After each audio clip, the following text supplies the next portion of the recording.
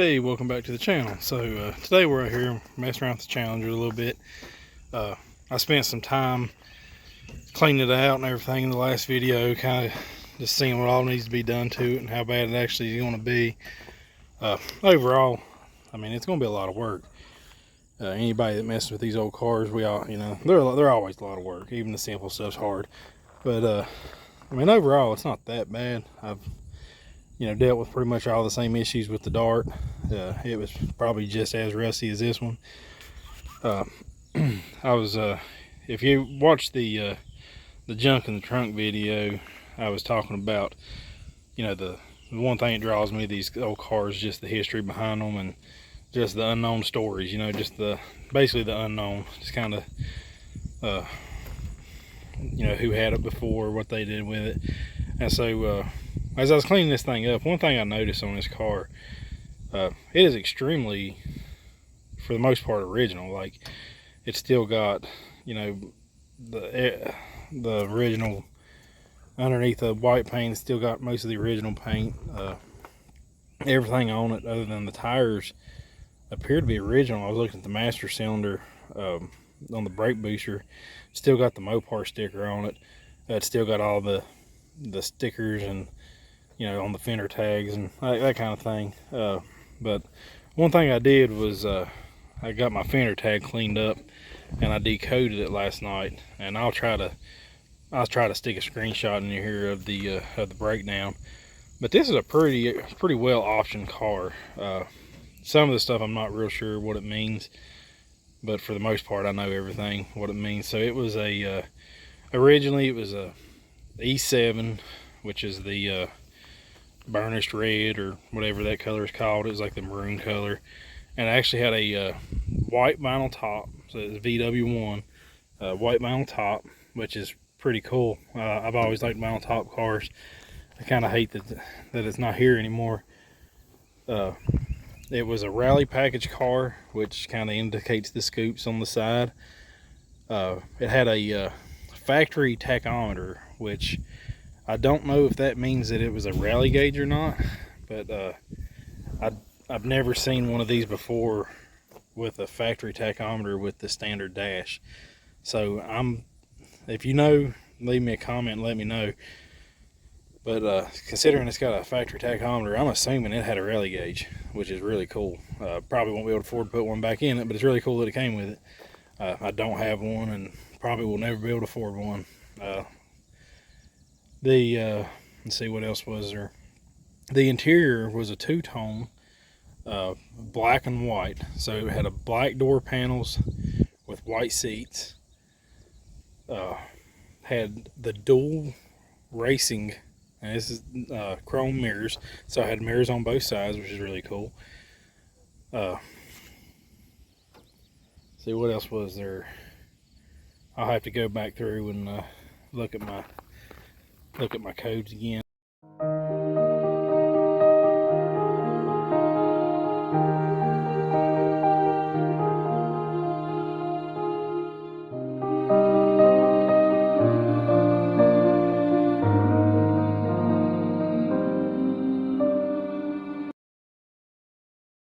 But there's a lot of cool stuff on this car. But back to the the history part of it. Some guy, I don't know who it was or what he was, but he put a lot of work into this old car. The last inspection was in 1994, so I'm going to say that somewhere after that somebody took his car off the road and started to give her the vanishing point treatment. They stripped her down, painted her white, and I mean, truth be told, they done a decent job. The paint job on this car is not bad at all. To be, it's actually pretty decent paint. In places, I don't know that I couldn't just clean it up and just run it as it is. They done a good job on it. But I can see where there was places where they oversprayed. I'm thinking that maybe the engine was taken out, and I don't think it was ever put back in, because you can see where the overspray hits. I'll show you. So if you look right here, you know, they painted this right here, the lower radiator support. And if you look at that power steering pump right there, it's got white overspray on this side right here. And it's still in the same position that it was when they sprayed it.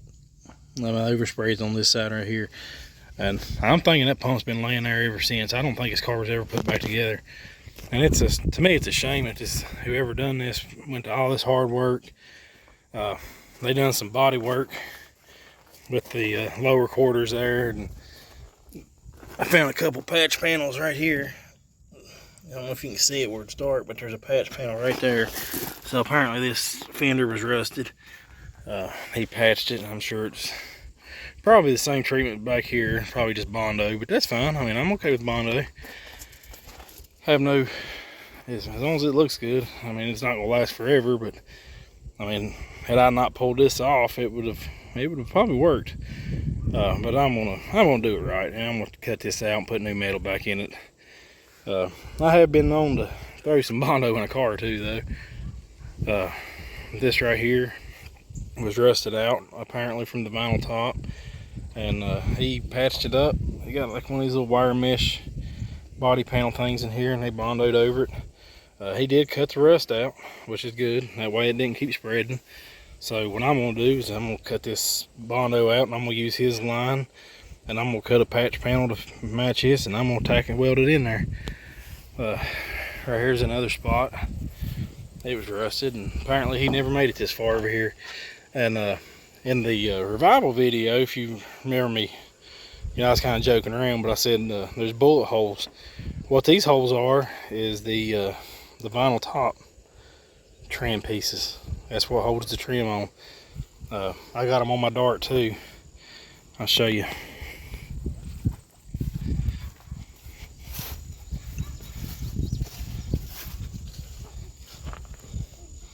Right there. So these little tabs is what holds the trim on the vinyl top, and I'm assuming they just jerked them out of there. They were not going back to the vinyl top, obviously, because he painted it white. But you know, little stuff like that. So this right here that's gonna be pretty easy to fix. I just got to come in here, and which I will probably clean some of this up to give me something to weld to, and more likely I'll cut this all the way down, and I'll shape this piece with a L, a curvature to it, and I'll slide this in to recreate this channel, and then I'll just weld it over here. Same thing with up here, which this is, you know, already cut out, so I'll just have to make a patch and stick it in there and weld it up. But you know, like I was saying, you know, somebody went through a lot of work on this car, and unfortunately I don't think they ever got to finish it. Maybe they just got burnt out and sold it, or I don't know the story. You know, I wish I did, but it's cool for me just to kind of try to put the puzzle together to kind of figure out the story. I mean, I don't know why he quit or what happened, but the fact that they went to this much trouble, this much work to paint this car, he must really love this car at some point. But we're gonna put it back together for him anyway. But we'll tackle all this rust first, and once we get all the rust taken care of, we'll start on the brake, suspension, steering, all that kind of stuff. Got a feeling there's gonna be a little bit of money gonna be going into this car. I'm not gonna stop on the Dart. We're too close to being done on it, so I'm just gonna kind of bounce back and forth. I'll buy a panel or two for this one. Most of the rust repair on this one is going to be handmade panels. I will do the floors with bought panels. I think that's the right thing to do in this situation. With my Dart, I didn't. I don't regret it. It looks fine to me, especially when you get carpet down, you'll never know the difference. But I do think a car of this caliber deserves, you know, real floors. So we will buy those. Everything else I'll just fab up. I'll make sheet metal, cut it out, bend it, weld it, do what we got to do. Oh yeah, one other thing. I don't know if I said it on camera or not, but I remember when we were getting this car on the trailer, I had said that I don't think this is the original hood, and I'll show you why. And you can see it's a different color red, and he painted it white, and there's some overspray on it, and it is just the factory standard flat hood. And I was indeed correct. It is not the factory hood. This car came with the equipped with the rally hood. It had the kind of looks like the Cuda hood's got the cows or the scoops in it. So this car factory had a sport hood on it. I don't know that we'll be able to afford one of those. Maybe somewhere down the road I'll buy one. They're kind of pricey. I think a new one is around $900, and that's without the scoops. But we'll figure it out. I would like to find one, maybe find one at a swap meet or something. Find a used one somewhere that's not too bad a shape that I can fix up. But I do think this car deserves to have the original hood back on it. I can't remember what else. Oh, it had black stripes. That was the other thing. I need to look up that code and figure out exactly what those stripes entail. I'm thinking that it was the black stripes here, but it may have been the black stripe on the hood there. I'm not sure, but it says in the fender tag when I decoded it, black stripes. So it was kind of this maroon red color here with a white vinyl top, a black stripe, and black and white interior. So whenever I pulled the back seat and everything that was inside out, which I had those bucket seats, I'm thinking those are probably the original seats, because I had a white back seat and 2 white buckets, and then the door panels, what's left of the back door panels, are black. I don't have any front door panels, but yeah, according to the fender tag, it was a black and white interior, so it had black door panels and white seats, which I think is really cool. I love two-tone interiors. That's kind of the theme I'm copying in my Dart too. It's going to be like a saddle in copper. I got the dash painted that real pretty copper color, and then the seats and the headliner and the carpet's going to be the carpet's probably going to be a darker tan color, and then I'll do saddle on the seats and the headliner. So I don't know, I'm excited about this car though. We'll do a bunch of videos on it when I start working on it. But for now, it's going to wrap this video up. I just kind of want to give you a rundown on the fender tag and the kind of options that was in this car. It was a factory AC car. It had air conditioning. It was pretty well optioned for 1974. It was an earlier order car. Production date was set for October 19th. So it was built early. It was built late 73 for the early 74 season. I'm sure anybody who messed with these E-bodies, the Challenger, I'm not sure about the Cuda, but the Challenger was only made until March, so they only had like a 3-month window there. I'm not sure if they were sold before the actual beginning of the new year of 74, but this car was scheduled to be made in October, so I'd say it was one of the earlier ones sold. But all right, that's gonna finish this one up. Thank you for watching. I hope you enjoyed the video. Please like, subscribe, comment. I'll see you next time.